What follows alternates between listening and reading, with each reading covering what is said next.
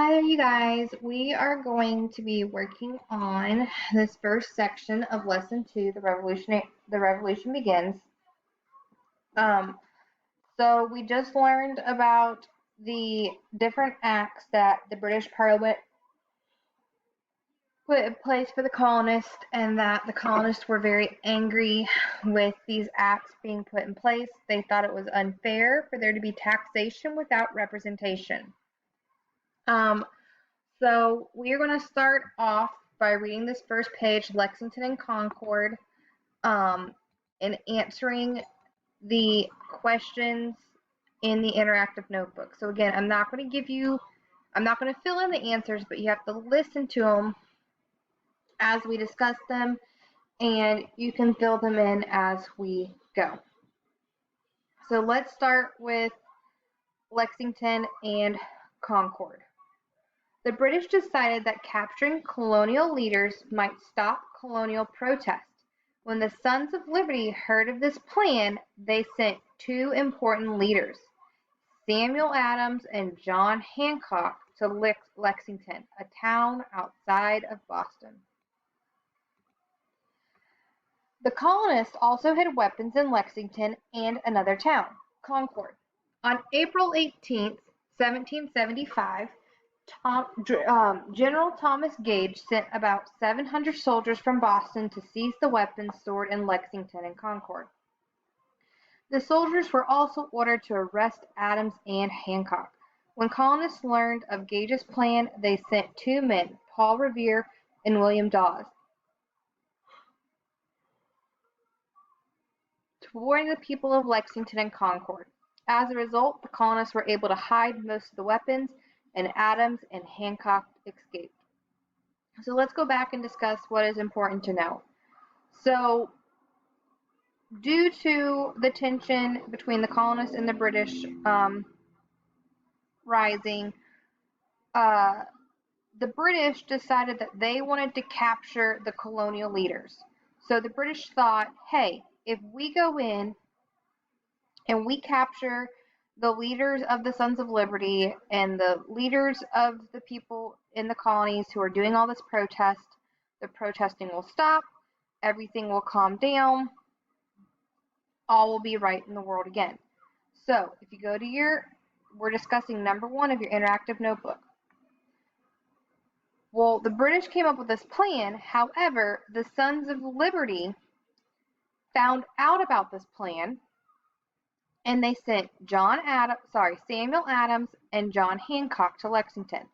So again, the Sons of Liberty sent Samuel Adams and John Hancock to Lexington because they heard about the British's plan to capture the leaders of the colonial leaders. All right, so this happens. Sons of Liberty found out about it. So they decided to hide weapons in Lexington and in Concord. Then, on April 18th of 1775, General Thomas Gage sent 700 soldiers from Boston to seize the weapons stored in Lexington and Concord. So,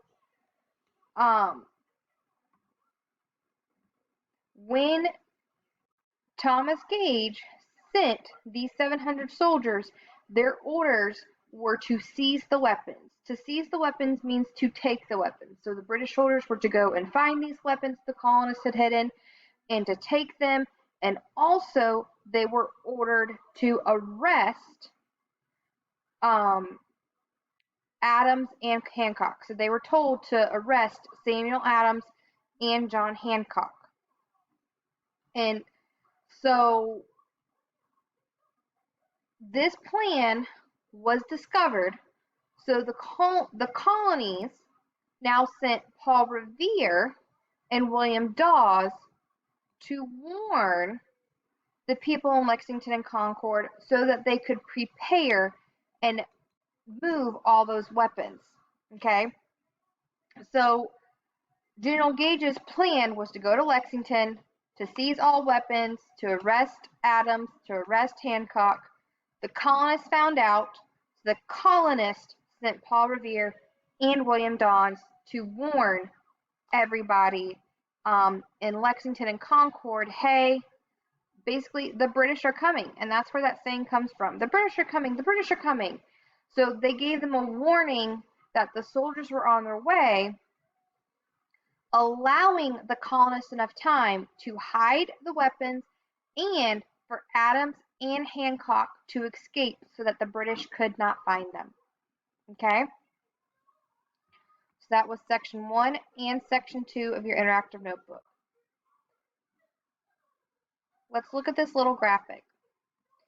Minutemen shown wearing blue jackets, these guys right here,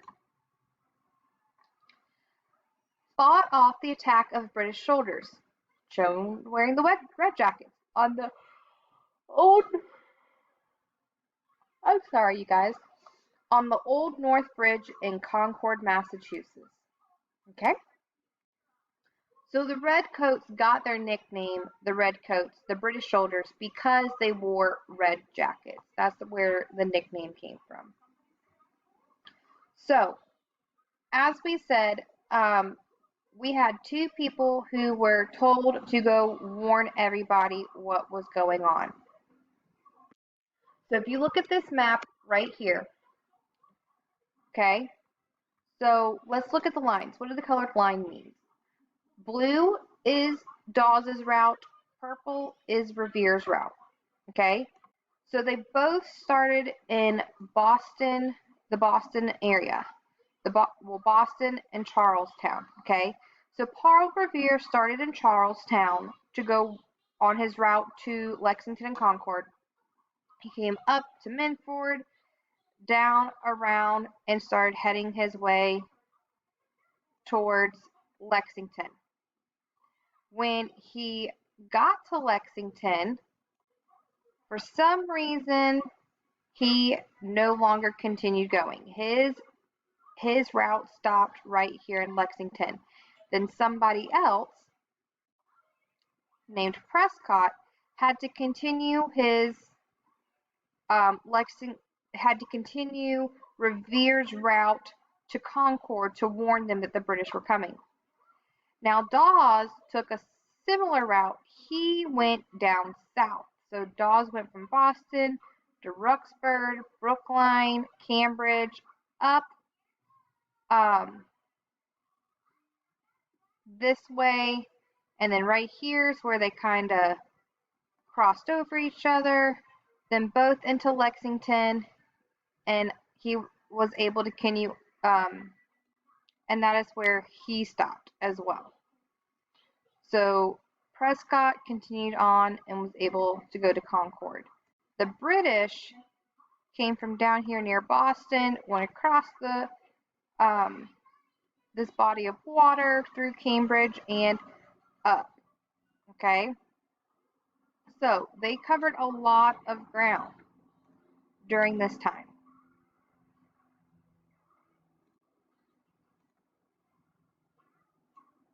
So, which American rode the longest distance to warn the colonists that the British were coming?